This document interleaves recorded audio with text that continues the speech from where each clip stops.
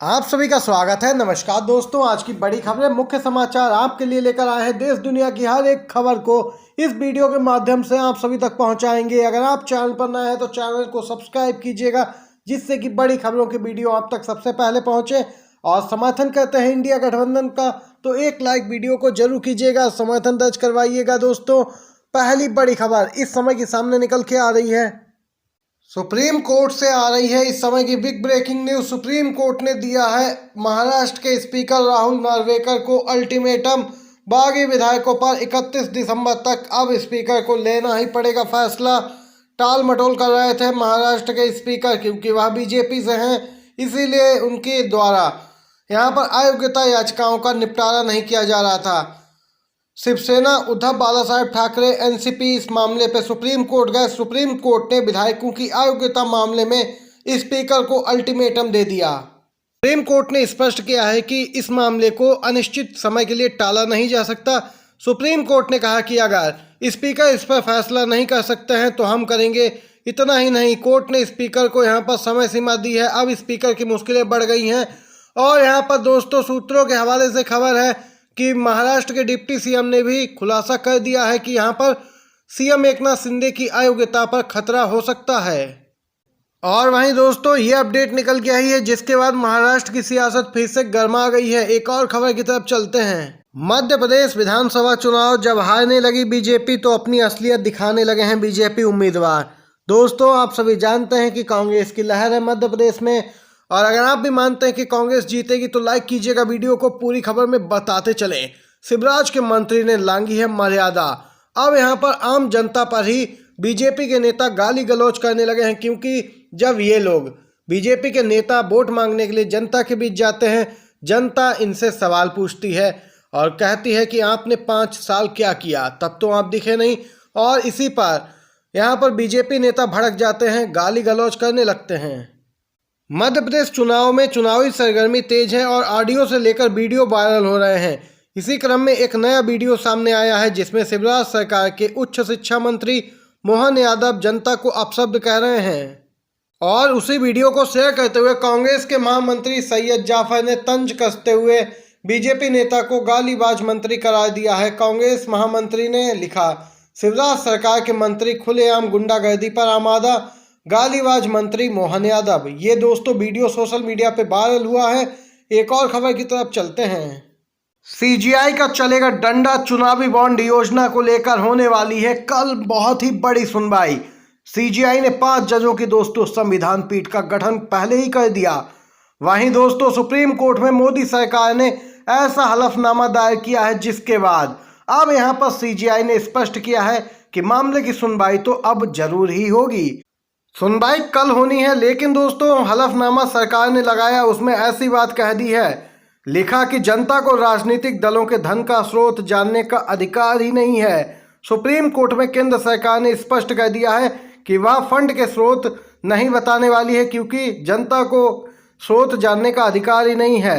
आपको बता दें, जनता भी राजनीतिक दलों को चंदा देती है, लेकिन उसी जनता को राजनीतिक दलों को मिलने वाले डोनेशन के बारे में जानने का अधिकार कैसे नहीं है। दोस्तों, सरकार का यह बयान ऐसे समय आया है जब सुप्रीम कोर्ट में सुनवाई होनी है, और लेकिन सरकार के इस रुख से उसकी नीयत स्पष्ट दिख रही है कि आखिर वो क्या चाहती है।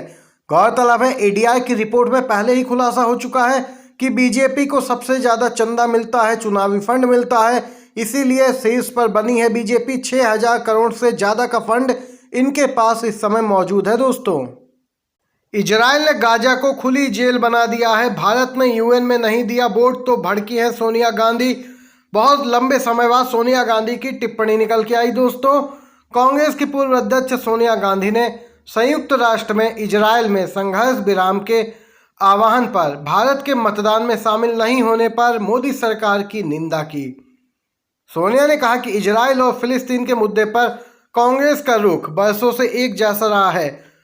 उन्होंने कहा है कि यहाँ पर मानवीय कदमों को जारी रखने की जरूरत है।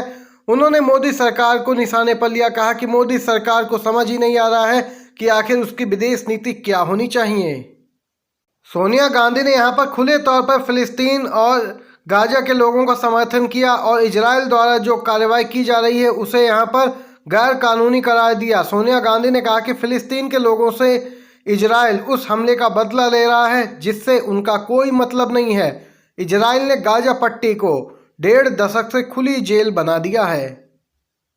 ये बड़ी बात कही है कांग्रेस की पूर्व अध्यक्ष ने। दोस्तों, आप लोग सहमत हैं इस बात से या नहीं, जरूर बताइएगा। अगर सहमत है तो एक लाइक जरूर कीजिएगा वीडियो को। एक और खबर आ रही है। खबर निकल के आई थी कि मनीष सिसोदिया को मिल जाएगी जमानत, क्योंकि सुप्रीम कोर्ट ने सुनवाई के दौरान जिस तरीके से ईडी को फटकार लगाई थी उससे स्पष्ट था कि इस बार सिसोदिया की जीत तो निश्चित है। 17 अक्टूबर को सुनवाई पूरी हुई और आज सुप्रीम कोर्ट ने फैसला जारी किया, जहां पर सुप्रीम कोर्ट ने स्पष्ट किया कि ईडी यहां पर सबूत लेकर आए, लेकिन ईडी सबूत नहीं लाई। फिर भी यहां पर मनीष सिसोदिया की याचिका खारिज हो गई। सुप्रीम कोर्ट की यही तो खासियत है। सुनवाई के दौरान ऐसा लगेगा कि सरकार ने गलत किया है, पर जब फैसला आता है तो बिल्कुल ही अपोजिट होता है, उसके उलट होता है।